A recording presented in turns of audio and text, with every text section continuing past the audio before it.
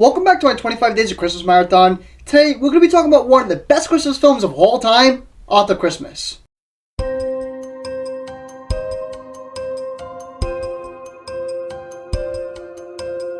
So, I gotta kick this review off by talking about the stunning animation. It is absolutely gorgeous. Everything was done in such a clean and clear way where everything had so much detail. The character designs are rather creative, the backgrounds have so much going on that draws your attention so easily, along with the brilliant set pieces as well. Then you couple that with the tremendous color palette, it just blends so well together. Now, don't get me wrong, it wasn't to the Pixar level, which in reality, what really is nowadays, where you can see every strain of hair or something like that, but every character had their own sense of originality, whether it was the way they moved, the way they looked, or the way they talked. There was of course your many shades of greens, reds, and whites, but also other complementary colors as well to help draw your eyes to everything going on, because man, there was a lot. In the foreground, there's always something to capture your attention, like the fact that Steve's goatee was the shape of a Christmas tree, which I thought was awesome. But then the film also succeeded with the fact that there was things going on in the background as well. There was so many good jokes going on in this film, we'll get to that shortly, but if you focus too hard on what's dead in front of you, you can easily miss the hilarious antics going on in the background. There was just so much attention to detail in this film. With this being an animated film, it oddly had some pretty good shot selections as well, from the camera almost always moving at all times, to the camera doing quick zoom-ins and zoom-out takes, and of course, the general scope of the film was brilliant as well, not allowing the film to be crammed into a small box. It really expanded its horizons. But with the massive plus of the camera work and the animation aside, Arthur Christmas wouldn't be as good as it is without its characters and the script to back it up. As far as the screenplay goes, I found it to be so rich and quite clever as well. With this being a British-made film, there was tons of British humor which I can always appreciate. The film is certainly targeted for kids, but there is certainly made for the whole family, where there are a good amount of laughs that'll go right over the kids' heads and land more with the adults. Now, it's inevitable to say, but not all the jokes land, which you have to come to expect, but you can't help but appreciate the work that they put into the amount of gags that there was, because it wasn't just a bunch of shit being thrown at the wall to see what sticks. There was a great deal of continuity with all of them, and that's what gave a lot of the characters their personalities. All the characters are different in their own way, where if you want to take a step deeper, they all represent their own method and purpose, which only help them give them more depth.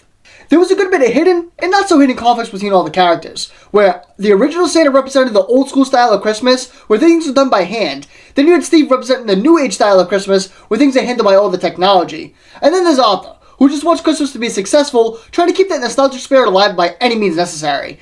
They all share the same end goal, but all different methods in getting there. Although Arthur's character arc is certainly predictable and a bit cliche, he is certainly a real likable lead that definitely has to go through a lot of trials and tribulations to get what he wants, and with that alone is a big part of the reason why he's a good protagonist.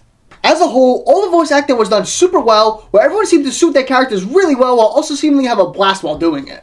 When it comes to the story, it can be pretty straightforward, but also fairly original for what it is, hinting at numerous themes like getting lost in your work and missing on the true meaning behind all the things that you're doing, while also other things we just unraveled as well, just to name a few.